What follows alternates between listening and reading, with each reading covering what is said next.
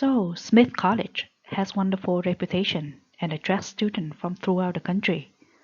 But the college is facing some challenges, such as drop in college-age students or increasing costs for providing education due to inflation. The potential problems can be money is spent wastefully, or students from any other region of the country have a hard time adjusting socially and academically. The case requires a look at the recruiting efforts for selected cities in different parts of the country to ensure that college money is being spent wisely.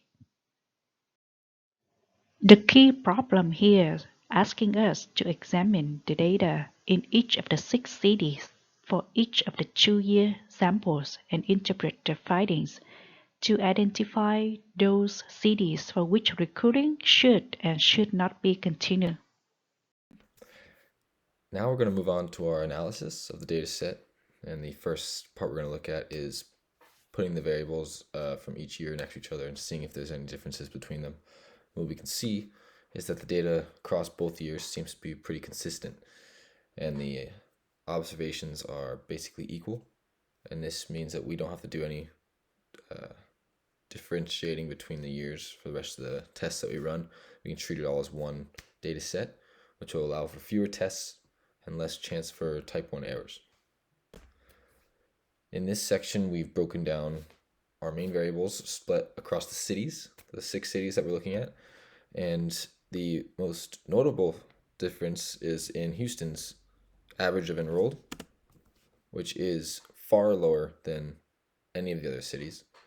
It's only 28% of the students actually enroll from those at Houston. And the GPA is also lower than the rest of the cities. And now we have to figure out if these differences are significant.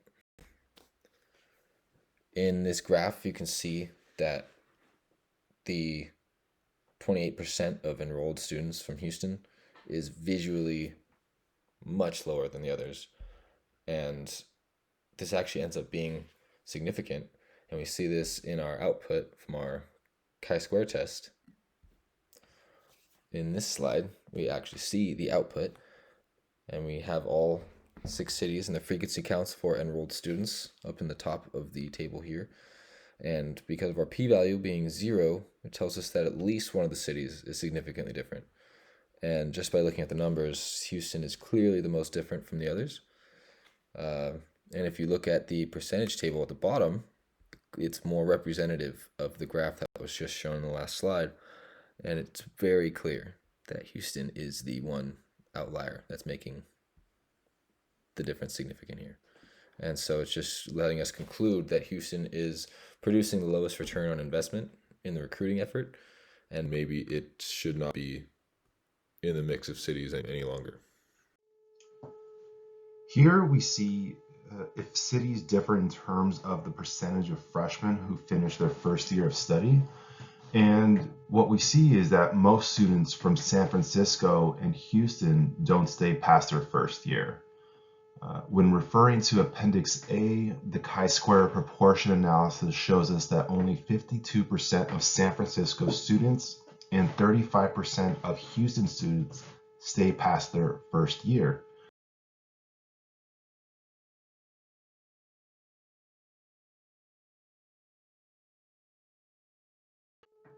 Here we answer the question if cities differ in terms of the GPAs of students who finish past their first year of study. Looking at our graph, it does appear that Houston and even San Francisco do have GPAs a little bit lower than the rest of the other cities. But what we find out is that first year students from Houston are not significantly different. So overall, there is not a significant difference in students' GPAs across from the different cities.